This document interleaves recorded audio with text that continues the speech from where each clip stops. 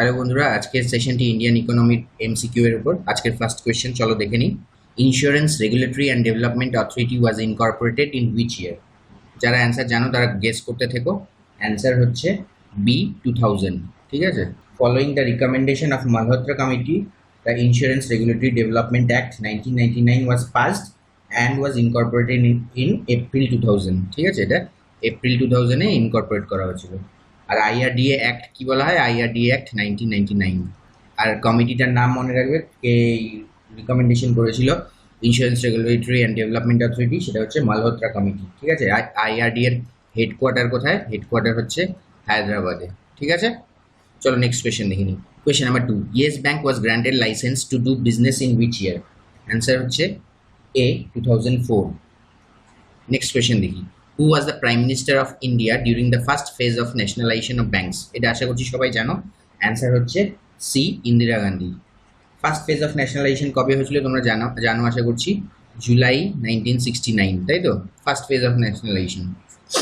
আর তখন কটা bank nationalize হয়েছিল? 14 banks were nationalized during first phase of nationalization. ঠিক আছে। আর সেকেন্ড ফেজ অফ ন্যাশনালাইজেশন কবে হয়েছিল? এপ্রিল 1980-তে। ঠিক আছে, সেটাও জানো আশা করছি। 6টা ব্যাংক ন্যাশনালাইজ হয়েছিল সেকেন্ড ফেজে। ঠিক আছে, তাহলে অ্যান্সার পেয়ে গেলে তোমরা ইন্দিরা গান্ধী। নেক্সট কোয়েশ্চেন দেখি।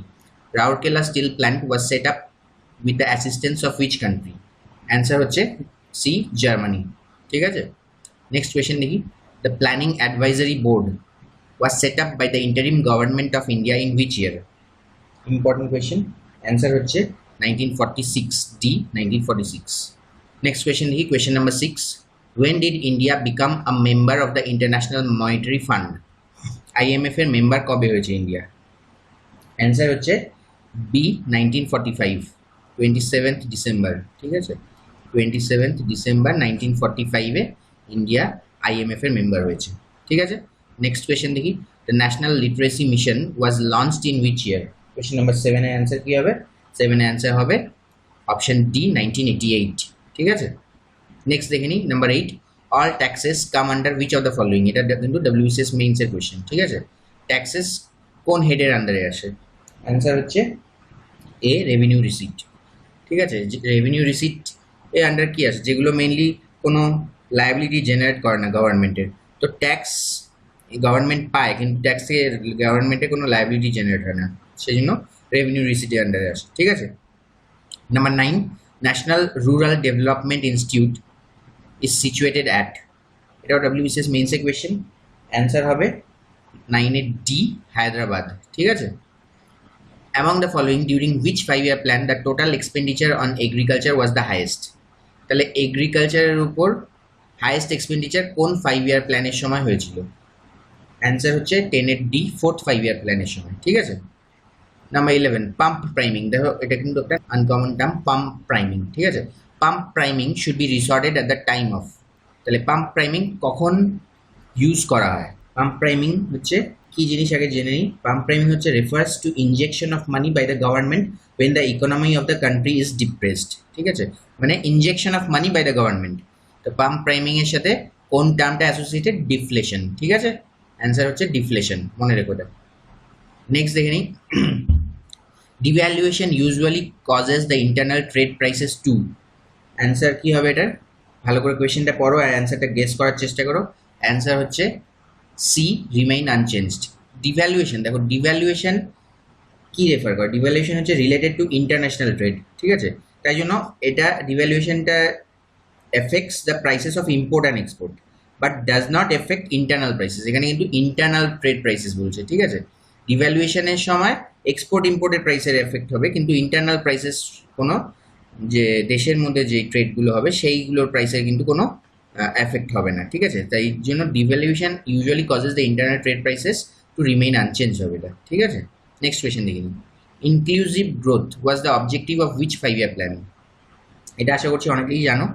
অ্যান্সার হচ্ছে 13-এর কোয়েশ্চেন নাম্বার 13-এর অ্যান্সার হচ্ছে 11th 5-year প্ল্যান। ঠিক আছে, 11th 5-year প্ল্যান। বন্ধুরা, ওপরে আই বাটনে আমি একটি জিওগ্রাফির বানানো ভিডিও লিঙ্ক দিয়ে দিচ্ছি। তোমরা খুবই ভালো ভিডিও, WBCS প্রিপারেশন যারা করছো ওপরে লিঙ্কটিতে ক্লিক করে দেখতে পারো ভিডিওটি, যারা এখনও দেখোনি। ঠিক আছে। আর যারা নতুন ভিউয়ার্স আমাদের ভিডিও দেখো, ভালো লাগে তোমাদের, কিন্তু এখনও সাবস্ক্রাইব করনি, তাদের অনুরোধ করব যে অবশ্যই করে আমাদের চ্যানেলটা সাবস্ক্রাইব করে নিও, আর বেল আইকনটি প্রেস করতে ভুলবে না, তাহলে ইনস্ট্যান্ট নোটিফিকেশন পেয়ে যাবে। চলো নেক্সট কোয়েশ্চেন দেখি। Question number 14, who said economics is the science of wealth? এটা যারা ইকোনমিক্স 11-12 পড়েছো তারা বলতে পারবে অবশ্যই। অ্যান্সার হচ্ছে এ, অ্যাডাম স্মিথ। নাম্বার 15, কোরিয়ার service comes under which sector? এটা আশা করছি সবাই পারবে, একটু ট্রিকি। অ্যান্সার হচ্ছে 15-এর সি, টার্সিয়ারি সেক্টর। দেখো টার্সিয়ারির জায়গায় যদি এখানে আমরা সার্ভিস লিখে দিতাম তাহলে কিন্তু ইজিলি গেস করে নিতে যে সার্ভিস সেক্টর। যারা জানো না যে সার্ভিস সেক্টরকেই টার্সিয়ারি সেক্টর বলে, তারা এখানটায় একটু কনফিউজ হতে পারো, ঠিক আছে? তো এইভাবে খেয়াল করো কোয়েশ্চেন সবসময় ভালো করে খেয়াল করবে, ঠিক আছে? তো বন্ধুরা, আরও একবার তোমাদেরকে ভিডিওটি শেষ অবধি দেখার জন্য ধন্যবাদ। যারা যারা দেখলে তারা অবশ্যই উপকার পাবে। ইন্ডিয়ান ইকোনমি, WBCS বলো, West Bengal audit and account service বলো, বা পিএসসির প্রত্যেকটা পরীক্ষাতেই মোটামুটি মোরলেস দরকার পড়ে। তো এই সেশনটি আশা করছি তোমাদের হেল্পফুল হবে। আর আমাদের চ্যানেলকে আরও একবার বলবো, যারা সাবস্ক্রাইব করনি তারা সাবস্ক্রাইব করো আর বেল আইকনটি প্রেস করে নিও, ঠিক আছে? Thank you, best wishes for your preparation. আর হ্যাঁ, আমাদের চ্যানেলের প্লে লিস্টের লিঙ্ক, ফেসবুকের পেজের লিঙ্ক সব নিচে ডিসক্রিপশনে দেওয়া আছে। যারা ভিজিট করনি তারা নিচের লিঙ্কে ক্লিক করে ভিজিট করে নিতে পারো, ঠিক আছে? ওকে, থ্যাংক ইউ।